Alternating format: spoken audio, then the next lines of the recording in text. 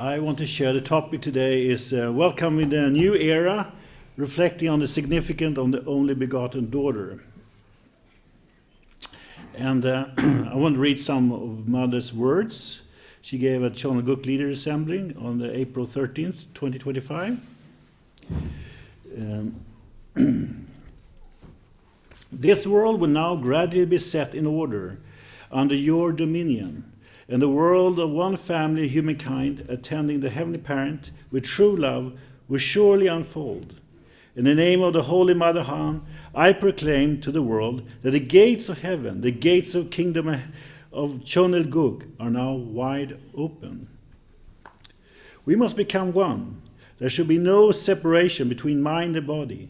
As I'm attending the Heavenly Parent, as the one responsible, I ask that you, your best in expanding the environment in which heaven can work. Early last year, Mother said something. I have declared that the Creator of God is a Heavenly Parent. In order to embrace all people throughout the world, I announced the Heavenly Parent's holy community and expanding the missionary activities. For people who attend the Heavenly Parent, however, there must be a home where they can do so. In the past, the Israelites had the tabernacle and the temple, but the Heavenly Parent was not always there. Heavenly Parent resides within the realm of true parents' victory. What kind of era is the Chonaguk era? It's a time when the Creator, the Heavenly Parent's dream and wishes are to realize on earth with the true parents. So, there's a big step happening this year with the opening of the sanctum, and also the big step with the new announcement of this new teaching, Chambu Munuron, and the only begotten daughter. That's been evolved for a while, but I became personally more interested in it actually, for a half a year ago and I've been reflecting about it more. Because it has stirred some questions about the relationship, understanding of the principle and Mother's role and her relationship with her father. And this has raised some grave concerns. And I can just refer to one of the oldest members, Young-Wee Kim. He wrote in his new biography, he wrote that he was very disappointed with this, what he had heard from this new teaching. To introduce such a concept as the only begotten daughter, born without original sin through the providence of restoration lineage, just like Jesus, is unprincipled idle talk that neither exists in the principle of creation nor in the principle of restoration. Therefore, nowhere in the Bible does it say that the only begotten daughter without original sin is coming. Someone else posted another comments about this from Father's Word, 1971, when Father spoke about the theme. It was not my choice that I married Sun Myung Moon's mother. I did so only after I understood God's will. It was an order from God. So we are confronted as members of a struggling, appears to be a struggling relationship between our parents. And I think that any child growing up and facing a struggle between parents is very painful. And we know that from the principle, the family is essential for where God can grow and where God to dwell. And that's the goal. But the reality, since the fall, this hasn't happened. There has been a breakup between man and God, which manifested actually in the separation between mind and body, which father to parents always talks about. We need to connect them. And so we are confronted with these questions actually now with this Chambu Munuron and the only begotten daughter. Is it really fundamental change?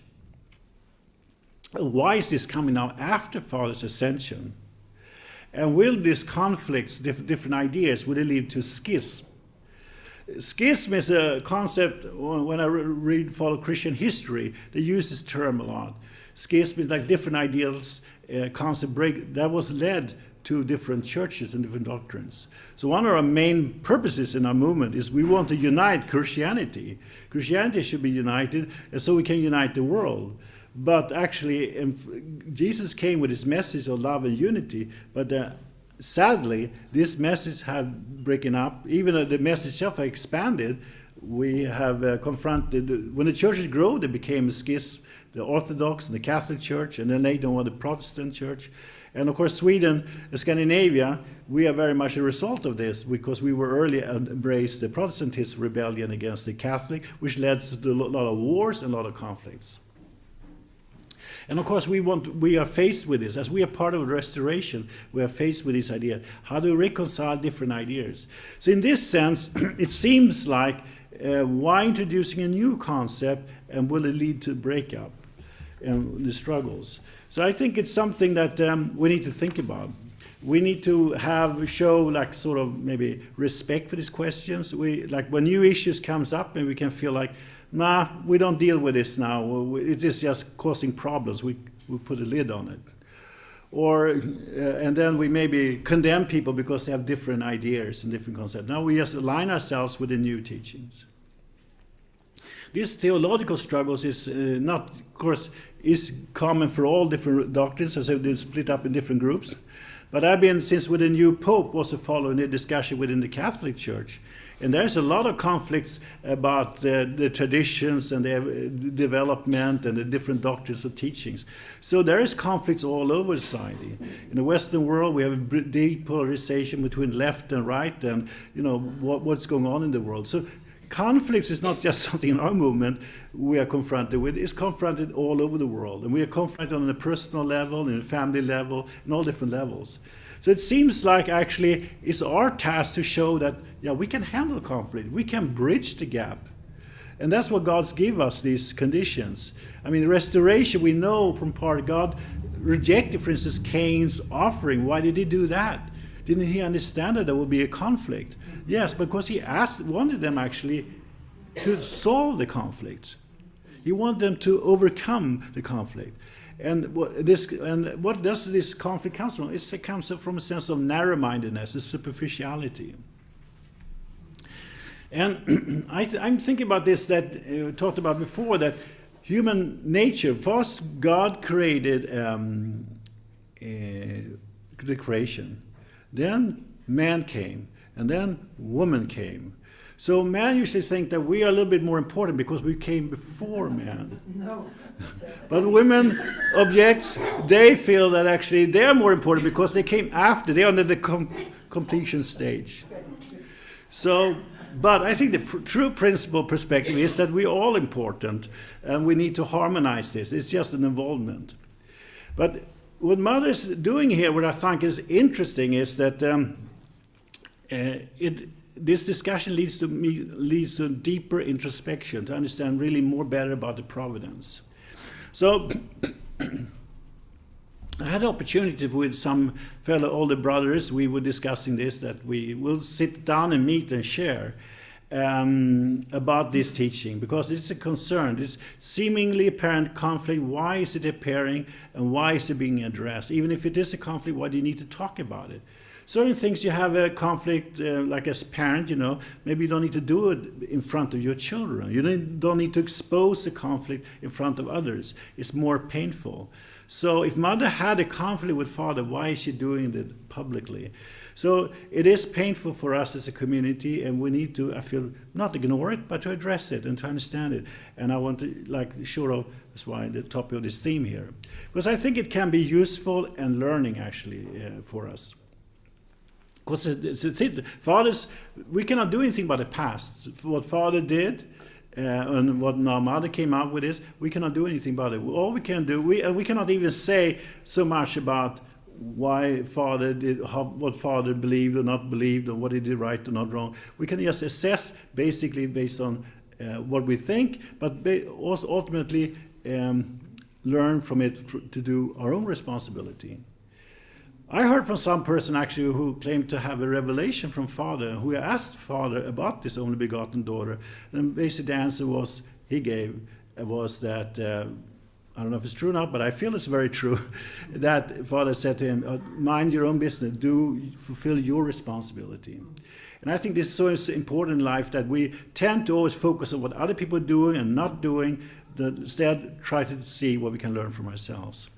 Anyway, so I felt in a way on the echo this discussion we had with our members, because we had a little different views on this topic. That seemed like the young we came obviously confronts with his experience of knowing the principle, his very personal relation with father, knowing mother also, that he feels this is a conflict. And we have discussed this before. And I think it is not necessarily, so we wanted to reflect about this. And I think the conclusion was actually, we feel that, first of all, has this new teaching, even though we're not fully, what we learned so far, doesn't seem to be changing the principle. Mother's not changing the principle. That's not her attention at all. And I think that's an important point to establish that we don't feel mother has changed anything about the principle. But on the other hand, of course, bigger part of the principle is the involvement, the providential development, like how we see things after the principle, how father look at things. And there, of course, is a change. And I think it's very...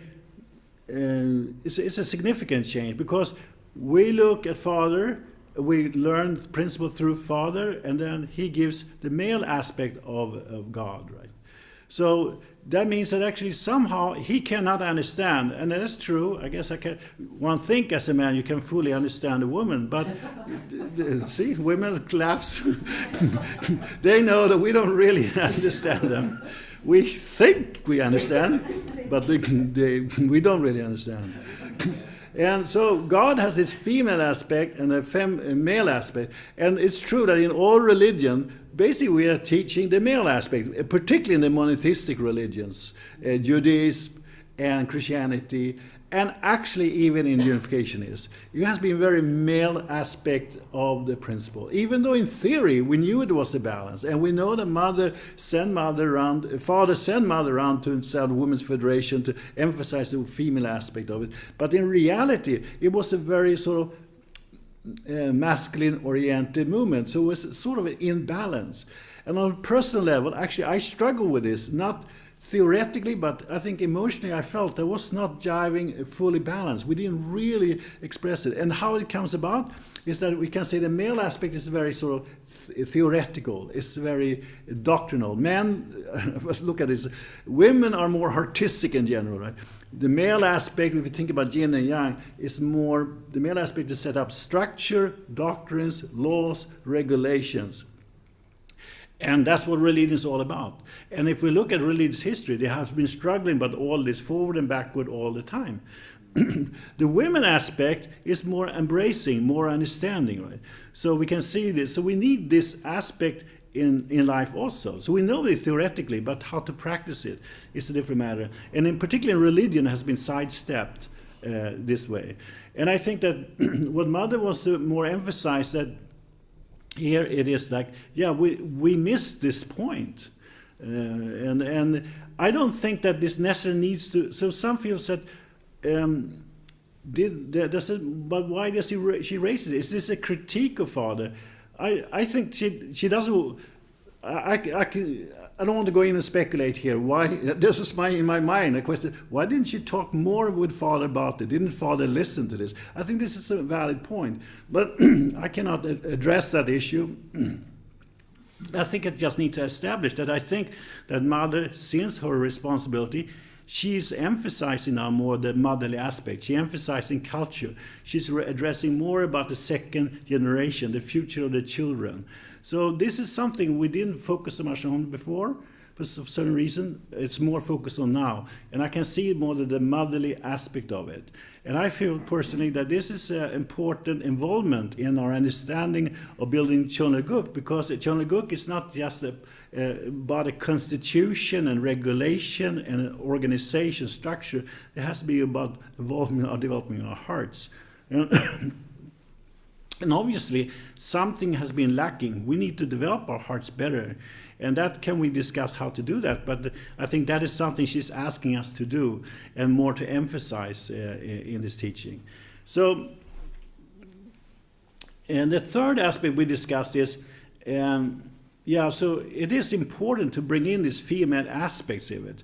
And then I would say that anyway, but the principle of the blessing and the establishment of true parents, Mother doesn't question that. That is, established. So it's very central tenets of our teaching. It has not changed. And I say this not because anyone here maybe questions that, but I notice that is a discussion. Some people feel it has changed, and they get very emotional about it, rightly so. But I would say that it's important to understand, I would say that Mother hasn't changed anything fundamental about the blessing or the significance or the principle of man's relationship. It's just that she wants to lift up the female aspect of it. And I think this is also why I feel this is inspirational, because she's asking us also to more emphasize to embrace Christianity. She says in her speeches many times that Christianity accepts God, but how could then atheism? It's also interesting. I don't think atheism exists in Hindu countries or in Buddhist countries, but it's very strong in Christianity. Why has communism and anti-theism evolved so much in Christian culture? Because there is a clash, I would say, of male thinking. Because churches have been very male-oriented, structure-oriented, doctrine-oriented. They had to, and then people have questioned these doctrines. They felt unfree in this sense of structure, so they want to create new doctrines to challenge the old doctrines. And so there has been confrontation all the time on the intellectual level, then it becomes on a political and an emotional level and a social level. So that's why we had these conflicts. So it is somehow is theoretical that we need to theoretically understand the balance between male and female in a concept of yin and yang aspects. And I think about this also very much in social life, how we can reach out to make peace in the world. Looking about the peace issue, Chunaguk, we need to bring peace. How can we address the world? And then we can see that there is a conflict of theories, who should run the world, and the different theoretical concepts.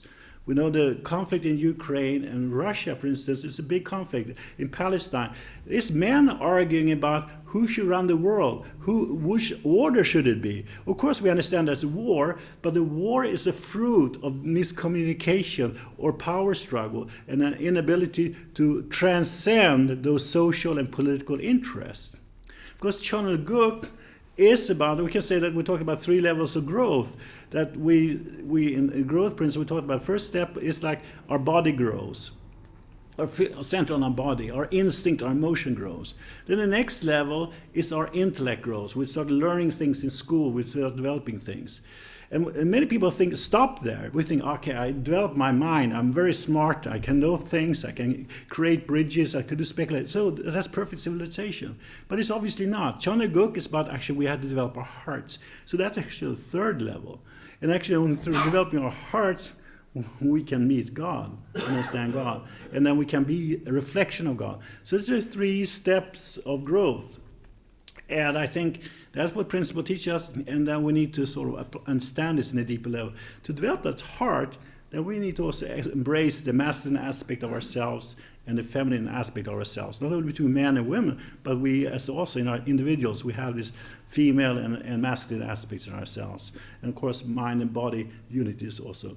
So it's a very much personal development. And I think that, and we think about society, there are 3 blessings, is illustration of this. When people struggle with their mental health, the internal trauma, people are many depressed. I mean, we create a welfare society in Scandinavia, but still people in the Western world, but people still struggle. A lot of people with identity crisis, they don't know who they are sometimes. They don't find meaning and happiness. They have mental health problems. A lot of these struggles comes. They go into addiction to find happiness. So we know this situation. It is so we need to people need to find a balance on this. So much of our religious teaching should, in a feminine, in a yin aspect, I would be more true, not that teach us people what is true, but also learn how to express truth, express how to serve people, to embrace people from where they are and make them grow step by step. We need to improve that way. I think this is what reflection what Mother is asking us for. And on the 2nd level, we know there is a breakdown also in the families and relationship between men and women. A lot of abuse, confusion there. So it needs to also restore this yin and yang aspect of relationships and values. And on a social level, the politics, economics around, we can say that that's more like the male young aspect of society, because men run the society and the world. So we need a more balanced, a artistic mode that needs balance with the yin aspect. And they are not in confrontation, they are harmonized with each other. If we deeply understand yin and yang, it's a harmonious relationship that needs to be involved. And I share this in the when I discussed with a member who was interested, we talked about peace issues, because I realized that I thought about how can we, of course, if we understand that, is there a theoretical, a Chonel Guk perspective on peace, more than we talk about absence of war? How can we create peace? And then I was inspired by this Mother's speech, because I used to have problems understanding the feminist agenda, the gender equality, because it seems so masculine, actually. It seems like women must become like men and fight the man, and so it's a confrontational, it's not harmonious. So they need to embrace this Taoistic view we have in the principle of yin and yang. Is a harmonious relationship needs to be done, not a confrontational relationship, which is always comes from a fallen perspective. So that's why I think there's been confrontation with the feminist movement very much. But while at the same time they're always addressed. And so I talked with one man who was interested in these issues, and he said, yeah, there was even in politics they talked about, I thought it was kind of funny illustration, talked about when you shovel snow in the city, the environmental party want to have a feminist perspective of shoveling snow. It is kind of funny, but that's... But when I see this, I say, yeah, that's true. There is what they meant with the masculine perspective is that you shovel snow for the cars. So the cars represent a male aspect, but the pedestrian walk is a women's aspect. So that's, you need to have, so, and as you notice that it's true, in Stockholm nowadays, they shovel snow in the winter, not only for the cars, but also the pedestrian. Before it was always the old ladies has to walk on the pedestrian. Yeah, where men and female, both, we suffer from, there was no clear pathway, but now they understand that they shovel snow even for the pedestrian. So that was the feminist aspect, the gender perspective on shoveling snow. Yeah, it is kind of funny, it is, but it's also quite revealing that we can show actually the power of this gender perspective is more than men and female, but it's to see holistically, more a broader perspective of things in all things, like in education or social teaching, whatever. We can always try to look for this more, as well as we need to look at for the spiritual and the physical. So we know that we have a very male-dominant and materialistic society. We need to break that, and it is, so I think, to bring Chonel Guk, we need to break that system. And we need to work more with other people from different perspectives and to have this embracive attitude. So, of course, so there is a gender perspective, even feminist theology they talk about, right? The feminists everywhere. So once I just say this off-centered, off God, we can just say that, yeah, there's an other aspect of God they want to introduce. But we, through principle of harmonious relationship, we can embrace them and guide them to think in a better way. It was also, after I heard Samuel Danklin's lectures, I went to the next Sunday, I went to actually join the local service, and then the priest, who was represented like very typical to me, liberal priest in the Swedish church, he started talking about, because it was Maria bebådelsedagen was 9 months, we recognized Maria, Jesus' mother, right? And in the Catholic Church, they talked about Jesus' mother, and where's a female aspect in this? So he started talking about that, and I thought, yeah, it kind of sounds like very sort of political in some sense, but actually it is interesting. There is a need to bring in the feminine aspect, and how do we do it in a systematic way? So I think that this is, that's why I feel Mother's teaching, we should not look at it from a horizontal point of view, that Mother's just criticizing Father, or we should interpret this as a critique of Father. I think we should try to look at it from a horizontal, more systematic, four-position foundation perspective. In other words, is Mother wants to offer her perspective and make us fulfill ourselves, develop ourselves, and mature ourselves, to help us to mature ourselves. Because what she's reflecting on, and which is true, that we maybe not mature enough to really embrace the world. People have not really, we are opening the doors now for Chonel Guk, but how can we embrace the Catholics, the Protestants, even the atheists who have lost their relation with God? How can we embrace and find ways to embrace? That means our thinking needs to evolve. And I must say, I think that we can reflect also on ourselves, our movement, that because we were so influenced by male thinking and male structure, we brought that into our movement. So our movement became very more so male-dominated and male thinking. So in that way, we can understand that why some of us struggle with these things. But I think that this is an opportunity for growth and fellowship. And I think I would like to want to conclude that at our meeting, we realized that true parents gone through many difficulties. And as that's all... as all religious people who give their lives for something, they are tested, and true parents are tested, and we know about all the true fathers' tests. So I think it's reasonable that mother always been a little bit in the shadow. It's natural that she wants to share her point of view, and I think father always respected her point of view. But it's important that we also recognize that she has an equal important position as father has. And also that she wants to say that this is also like an opportunity for us to embrace Christianity in a deeper way. Because anyway, from my side, I felt that my immature thinking was that, okay, there was Jesus and now there's Father. So Father, true Father, replaced Jesus. And I think that created on a subconscious level a block between me and Christians. Because they felt, I love Jesus. Jesus is my path to what? You want to replace him with something else, with another man. So it becomes a confrontational.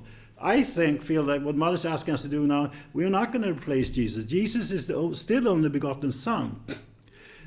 Jesus gave the mission to Father to help Jesus fulfill his mission. But Jesus could not fulfill his mission because there was no only begotten daughter. There was no one there. It was not Jesus' fault. Mother is more clear in his message that Jesus could not help to do what he did. It was not a mistake from Jesus' side. He did absolutely perfectly. He was absolutely loyal to God and the mission. It was just that there was no women there due to other circumstances. Now she's fulfilling the role, not because of her, but she's fulfilling this role which God asked her to do. So in this way, there is a metaphor, like a larger providential sign. The son and the daughter are there. So we had to think more on a more abstract, deeper level that God can have a daughter also, even though, of course, the daughter's husband is Samya Moon. But it embraces, I think it gives an opening for us to embrace Christianity on a more deeper subconscious level, that we can help them. Because Christianity itself is, of course, struggling today also with their identity, with their role. How can Christianity influence the society? I mean, I follow this discussion among Catholics now. It's a big, huge Catholic church, powerful, but still, they're struggling. What's their role? What's their identity? So I think that there's a great need here, and we need to reach out to them also. And we have something to offer to them in a respectful way to find this balance between not only the mind, the spirit, and the body, but also between the feminine aspect of life and the masculine aspect of life. And understand that this is also something related to God. When we embrace this attitude, I think something deeper involves with us, which goes beyond doctrines. Doctrines is just a reflection of reality. It's a way to reconnect with the reality, but it's not the reality. I mean, it's part of reality, but ultimately reality is owned through experiences. And I think we all felt this, as brother said. Okay, we understood things a little differently. We are affected by the doctrines in a little different way, but ultimately we had our relationship, and that should not be broken because of some concepts. And I think this has been a problem very much in religious life. People replace, or in social life in general, they replace their relationship with doctrines.